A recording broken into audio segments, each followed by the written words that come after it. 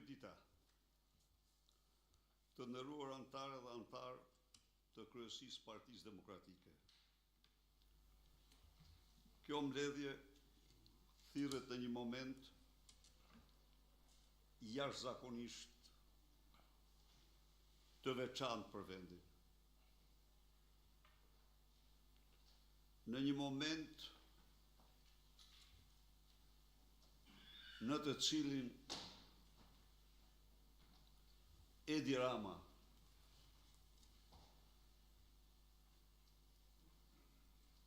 pas një përpjekje të jashtëzakonshme të opozitës, por e vërteta është edhe të partnerëve ndërkombëtar dhe institucioneve ndërkombëtare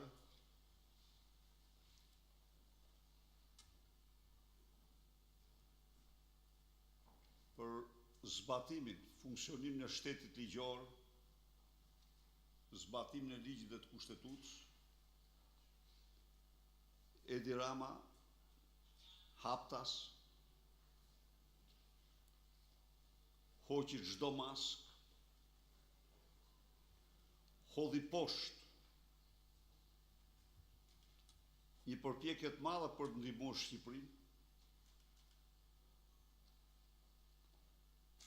dhe votoi në parlament murin, mburojnë e korrupsionit të tij, të vjedhjeve të tij dhe përfshiu ose nën pretekst zëvendës kryeministrin Lubi Ballu. Ky akt i shëmtuar dhe i pa shembull ndonjëherë në historinë e Europës pas rënies perdes hekut,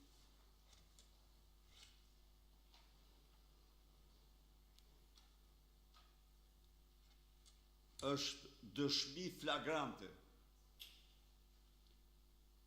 e inkriminimit të tij direkt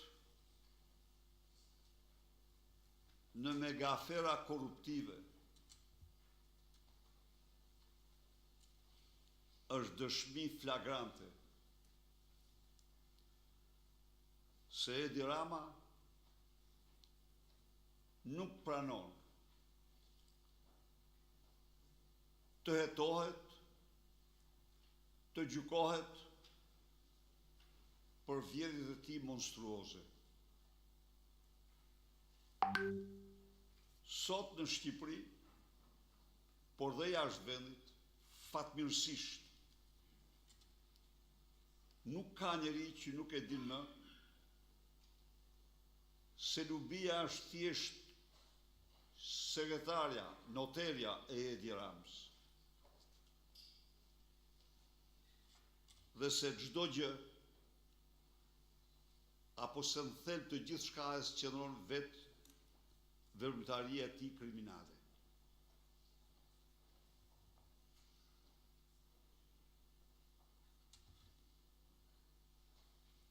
Në këtë përplasje të fuqishme, të pa precedent, tremujore,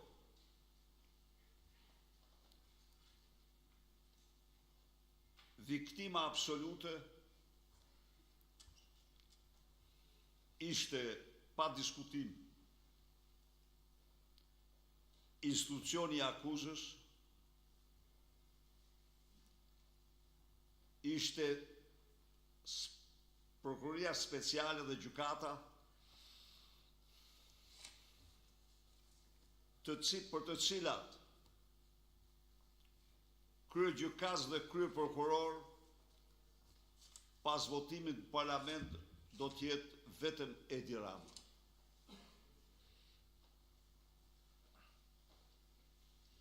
Me vendimin e parlamentit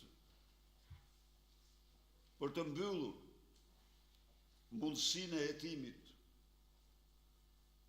pa imunitet.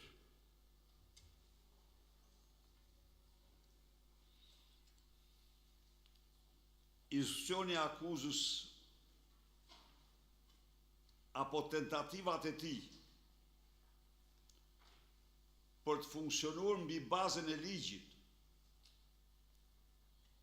jashtë kontrollit ekzekutiv marrin një goditje fatale, asgjësuese, përfundimtare.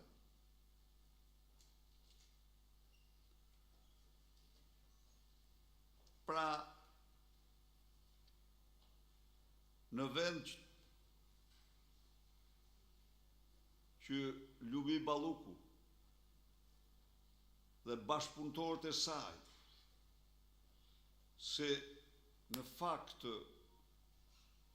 nuk është ajo që ka ngrënë dardha pas shpinës Ramës, por është Rama që ka ngrënë dardha. Pra, me votimin në parlament, mesazhi është shumë i qartë, se ju nuk do mund të ushtroni kërkesat ligjshme ndaj asnjë personi të lidhur me Edi Ramën pa aprovimin paraprak nga Edi Rama. Që ju për të funksionuar detyrimisht do të merrni aprovimin, për ndryshe u presin 83 mandatet e krimit të gatshëm për të rrëzuar çdo kërkesë të tyre.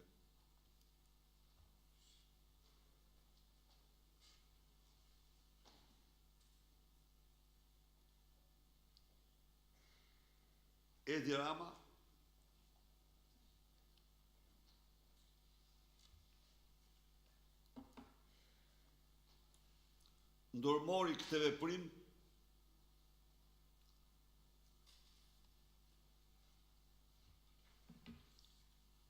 ndërmori këtë veprim një aktin ekstremis për të shpëtuar lëkurën e tij.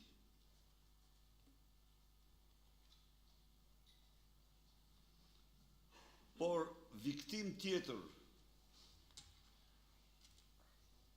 madhore, nëse Spaku ishte viktim direkte, viktim tjetër madhore e këtij akti është çdo qytetar shqiptar.